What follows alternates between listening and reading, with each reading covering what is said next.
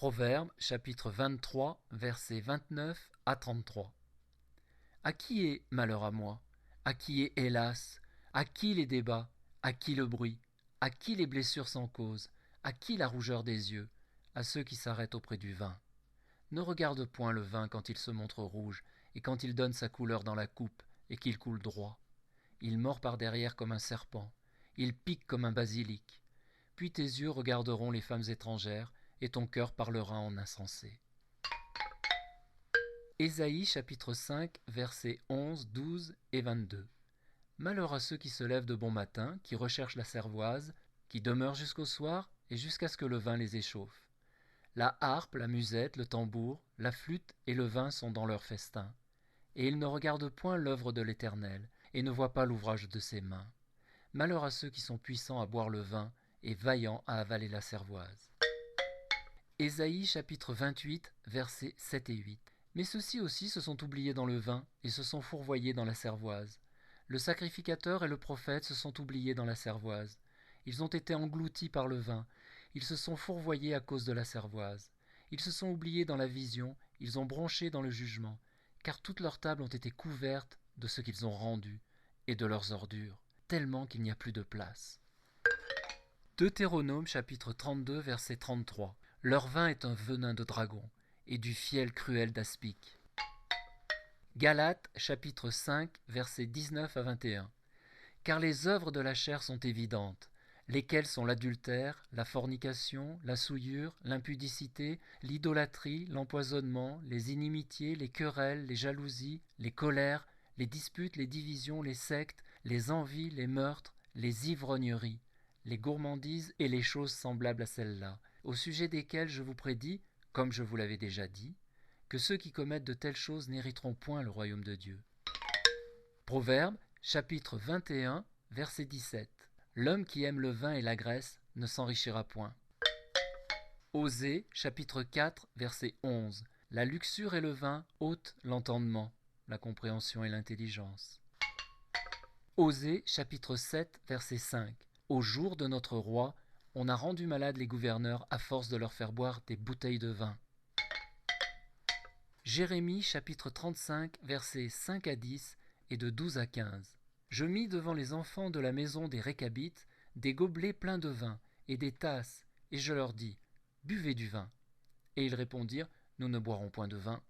Car Jéhonadab, fils de Récab, notre père, nous a donné un commandement en disant, vous ne boirez point de vin, ni vous, ni vos enfants, à jamais.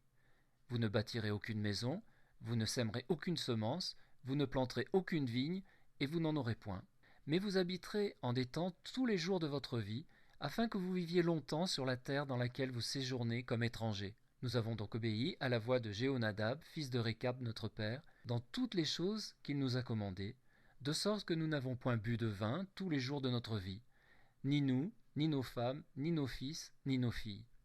Nous n'avons bâti aucune maison pour notre demeure, et nous n'avons eu ni vigne, ni champ, ni semence. Mais nous avons demeuré dans des tentes, et nous avons obéi, et avons fait selon toutes les choses que Jéhonadab, notre père, nous a commandées. Alors la parole de l'Éternel fut adressée à Jérémie en disant, ainsi a dit l'Éternel des armées, le Dieu d'Israël. Va et dis aux hommes de Juda et aux habitants de Jérusalem, ne recevrez-vous point d'instruction pour obéir à mes paroles, dit l'Éternel? Toutes les paroles de Jéhonadab, fils de Récab, qu'il a commandé à ses enfants, de ne boire point de vin, ont été observées, et ils n'ont point bu jusqu'à ce jour, mais ils ont obéi au commandement de leur père. Mais moi, je vous ai parlé, me levant dès le matin et parlant, et vous ne m'avez point obéi. Car je vous ai envoyé tous les prophètes, mes serviteurs, me levant dès le matin, et les envoyant pour vous dire, détournez-vous maintenant chacun de son mauvais train, et corrigez vos actions, et ne suivez point d'autres dieux pour les servir, afin que vous demeuriez en la terre que j'ai donnée à vous et à vos pères. Mais vous n'avez point incliné vos oreilles, et vous n'avez point écouté. Éphésiens chapitre 5 versets 18 à 21. Ne vous enivrez point du vin auquel il y a de la dissolution, mais soyez remplis de l'esprit, vous entretenant par des psaumes, des cantiques et des chansons spirituelles, chantant et psalmodiant de votre cœur au Seigneur, rendant toujours grâce pour toutes choses au nom de notre Seigneur Jésus-Christ, à notre Dieu et Père, vous soumettant les uns les autres en la crainte de Dieu. 1 Pierre chapitre 4 versets 2 à 4.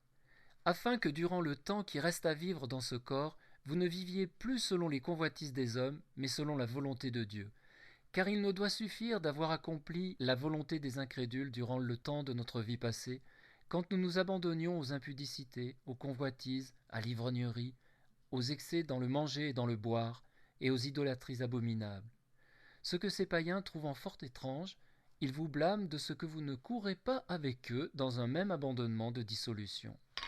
Luc chapitre 21 versets 25 à 28 et de 31 à 36. Et il y aura des signes dans le soleil et dans la lune et dans les étoiles, et une telle détresse des nations qu'on ne saura que devenir sur la terre la mer bruyant et les ondes, de sorte que les hommes seront comme rendant l'âme de peur, et à cause de l'attente des choses qui surviendront dans toute la terre, car les puissances des cieux seront ébranlées.